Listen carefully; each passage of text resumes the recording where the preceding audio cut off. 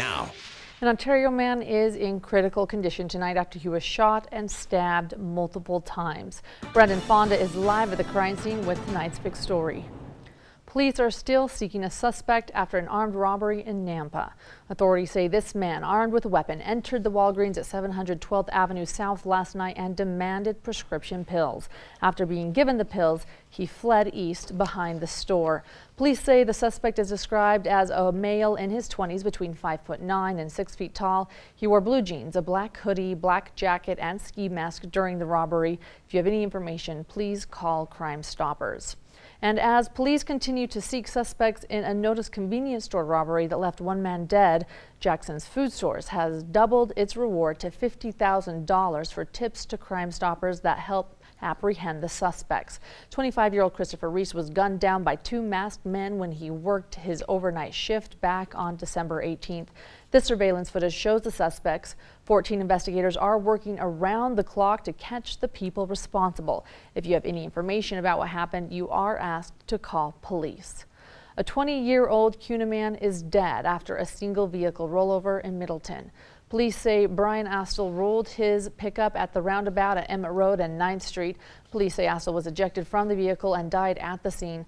The man's two passengers were wearing seatbelts and were not transported to the hospital.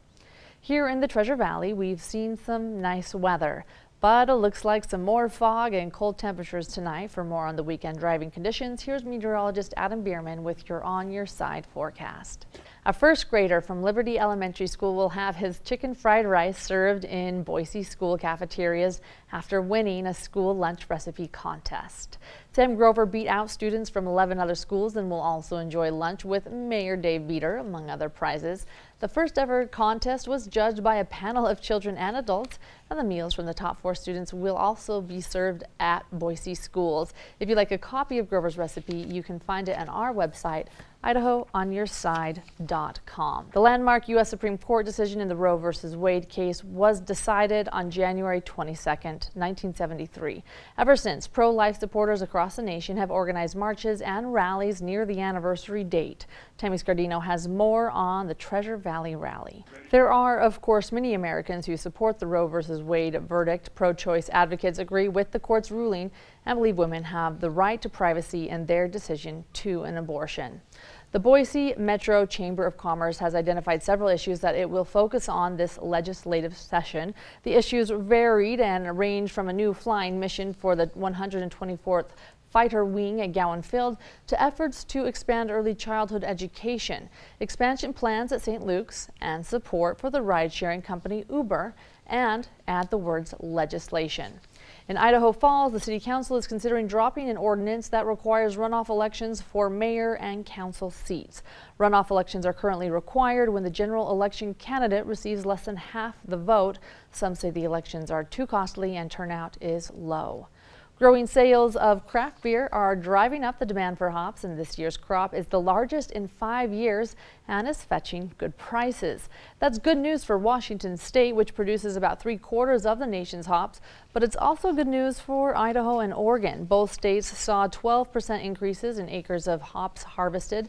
The country's crop is worth more than $270 million. Thousands of lives could be saved each year if everyone knew how to administer CPR.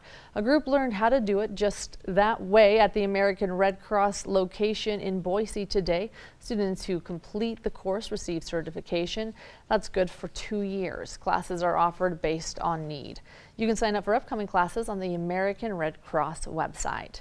The Department of Education is looking for sponsors for its summer food service program. The program provides free meals to children up to 18 years old in areas of need during school summer vacations. Last year, the program served more than 1 million meals at more than 300 sites around the state.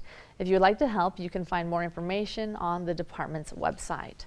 The Garden City Library has finished a courtyard and outdoor amphitheater improvement project thanks to a donation of nearly $20,000 by the Dale and Avis Gant Estate. The money will also help pay for future programs.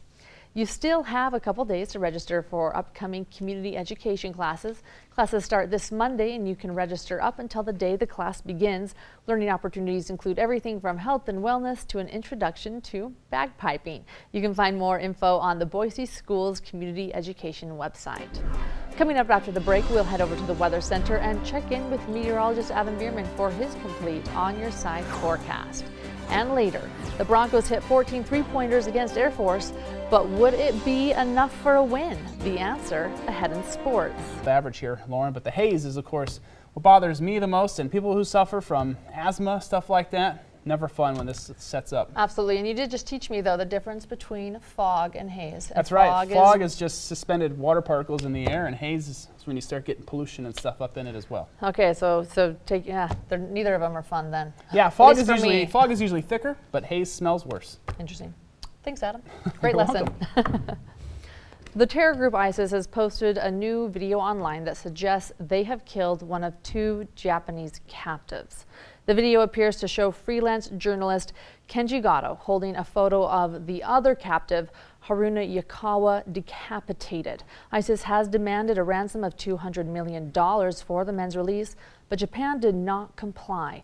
Now ISIS says it will only release Gato in exchange for a woman held prisoner in Jordan since 2005. Japan's prime minister has condemned the video, and the U.S. National Security Council has said the U.S. stands in solidarity with Japan.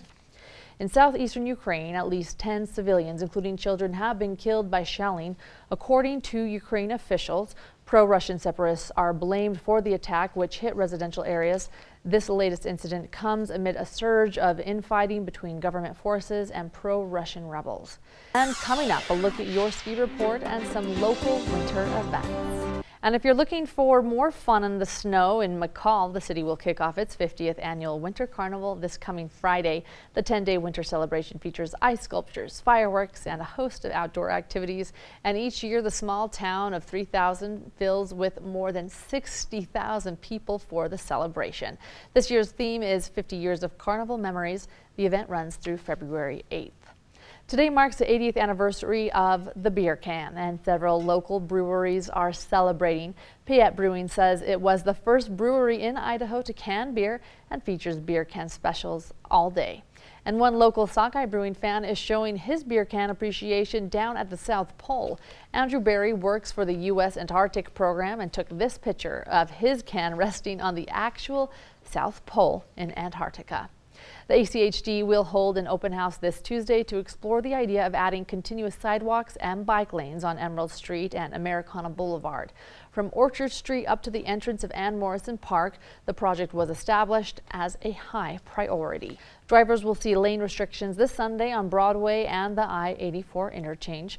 The road will be reduced to 1 lane in each direction while stripping crews work the signals where the I-84 east and westbound ramps intersect with Broadway Avenue will be turned off from 4 p.m. to 7 p.m.